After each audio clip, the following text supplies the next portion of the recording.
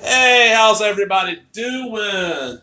Welcome back to Asshat Podcast here on YouTube. And man, this just came in. I was filming another video for my other channel. If y'all don't know, I actually do have three main channels. There's a Asshat Podcast, I cover, it's kind of me showing stuff I own, talking about a little history here and there. And then there's DIY Missing Film Works, which is wrestling matches, interviews with wrestlers, wrestling related stuff. That one, here at Asshat, you're going to get 3 videos a week, pretty much every week. The DIY you don't know, and then my third channel, which is I run it from my father's, called Sit and Have a Laugh with Pat. Every Thursday, 4:45 p.m. Central Time Zone. You're gonna get a video from my dad. He might be telling a story from some time in his life. He might be showing you something he's built or something he's proud of. Hell, not too long ago, he wrote a book, a short story called Lost in the Amazon, and he read a couple of chapters each week till it was done. So you never know. Well, I was filming one of those, and my little dog, y'all know I mentioned Maggie, she fusses a lot. Matter of fact, you know what? Give me 2 seconds. Mags. Come here, babe. Come here. Yeah. I mentioned Maggie, and I'm going to show her on camera real quick. Let me move my soda so she don't knock it over. Let me move my pocket knife. This is my baby Maggie. Maggie, look at the camera. Look at the camera. Okay, you can get back now.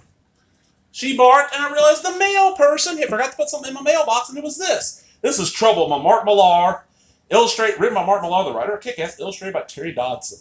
What this is Marvel was trying 2 things at once. They were trying to revive the romance comic genre.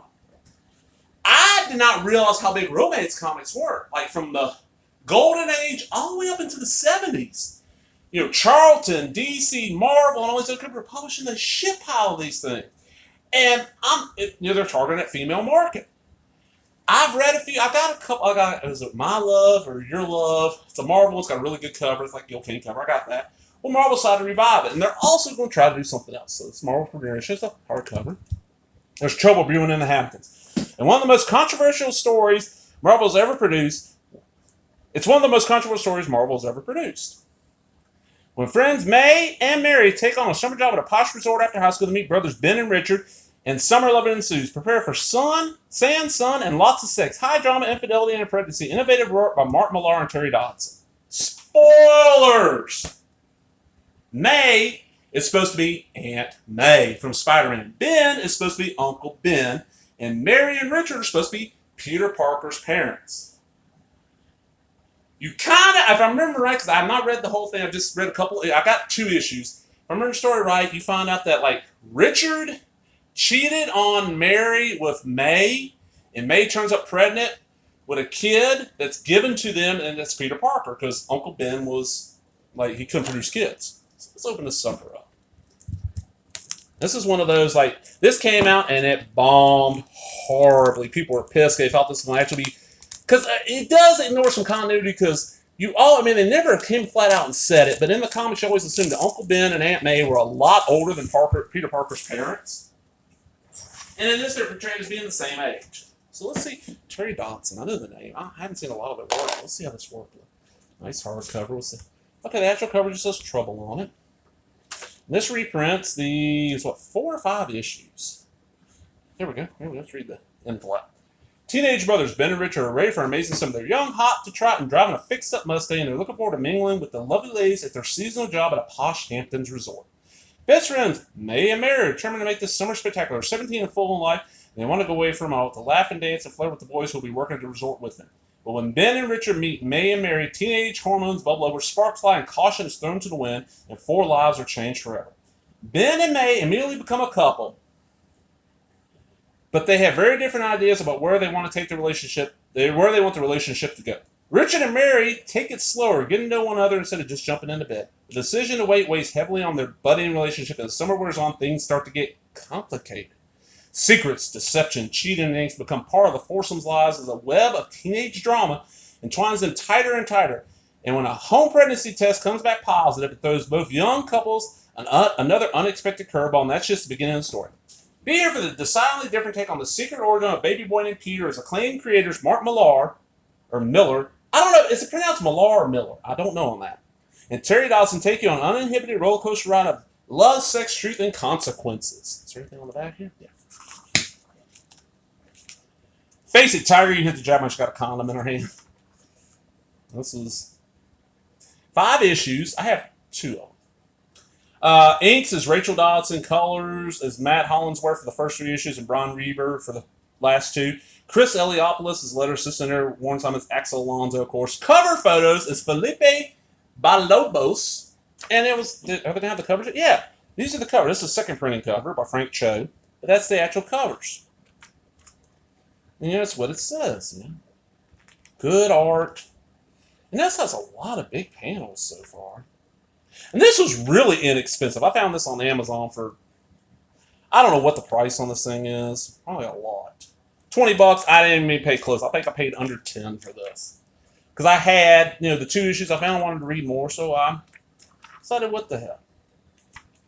Now, there might be some nudity. I apologize. Another one of the covers, issue 2.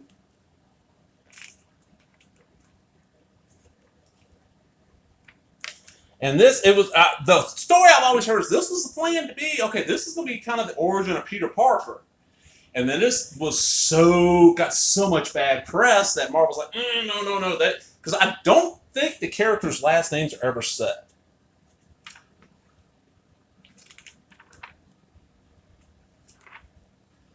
And I know Dodson, I don't know, whoa.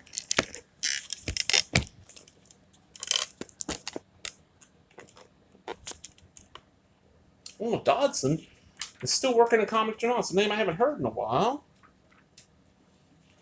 I said the art looks really good. There's issue 3. And see, the first issue went to a second print. There was enough controversy it sold well enough, but none of these other ones have that.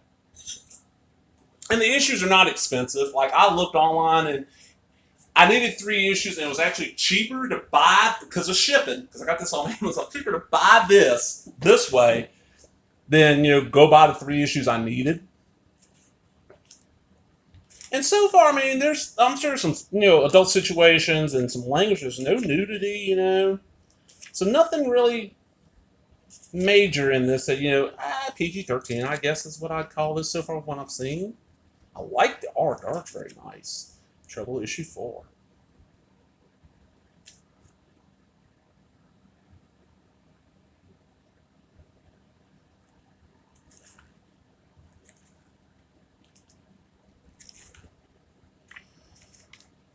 And see, it's also kind of set in modern day, but I don't know in the 616 universe when Peter Parker supposedly appeared as Spider-Man. And I know it can't be when it originally appeared because that'd be 64, and God, that'd make Peter, ancient now because he'd be 57. Wow.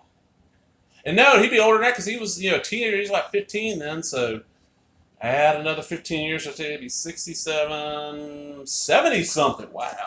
That's one bad thing about comics. You can't always let the characters age in real time or even close to it.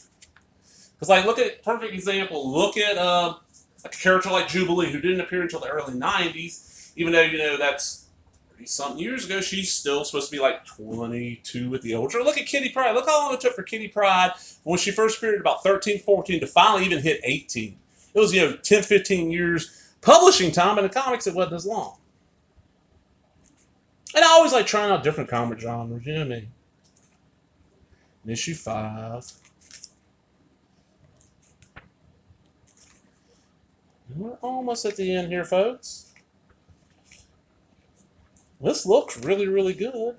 I didn't plan on doing a video on this, but I got it. I was like, I'll go ahead and do it. And then here we got the creators. Along with Brian Michael Bendis, Mark Millar has been one of the key writers for Marvel Comics in the 21st century. I've proven himself in the 90s as a talent to watch while writing for DC Comics in the UK Comic 2000 AD. His arrival to Marvel came at a time when Ultimate Spider-Man just shot up the sales charts. It was in this environment that Millar made his first major contribution to Marvel with Ultimate X-Men. As Millar integrated 40 years worth of X-Men history and characters into a solid year on making the companion title Ultimate Spider-Man every bit the creative and its commercial success. Next up was the Ultimates, a new rendering of the Avengers that was to continue building on the success of the Ultimate line. He and artist Brian Hitch pulled it off in spades. The Ultimates and the sequel, Ultimates 2, were ensconced at the top of the sales charts every month. What's more, they were critical successes. Meanwhile, Millar was invited in the regular Marvel Universe to take a stab at 2 of his most iconic characters, Spider-Man and Wolverine. Paired with industry heavyweights to draw stories, Terry Dodson on Marvel Knights Spider-Man, and John Romita Jr. on Wolverine. I'm not the biggest John Romita Jr. fan. Millar brought the same fast-paced and cleverly constructed plots with which his Ultimates fans were already familiar. Amid building a small library of Millar World indie comic titles included the titles Chosen and Wanted, the latter of which was turned into a Hollywood blockbuster starring Angelina Jolie and not really even close to the comic, but it's not a bad movie. He managed to write Civil War, the epic 7-issue miniseries that definitively reshaped the landscape of Marvel superheroes. Kick-Ass, a Marvel icon project produced in tandem with John Romita Jr., made an impressive impact on the sales chart before being adapted for a major motion picture. In addition, Millar was reunited with Civil War artist Steve McNiven in both the pages of Wolverine and their creator-owned book, Nemesis. Artist Terry Dodson has been a comic book professional for more than 10 years. During that time, Dodson's pencil produced some of the most gorgeous women ever seen on the comic page. He broke into Marvel Comics with Storm, a 4-issue series with writer Warren Ellis focusing on the longtime X-Men. After a stint on the X-Men teen spin-off series, Generation X, Dodson launched Harley Quinn for DC Comics with writer Carl Kessel, starring the Joker's deadly female sidekick. Following the completion of Marvel Knights Spider-Man, Dodson again collaborated with Millar on the EA video game Marvel Nemesis Rise of the Imperfects. Dodson remains one of the most popular artists in the field, a status he attributes in large part to contributions of his wife Rachel, who adds her talented ink into much of Terry's work.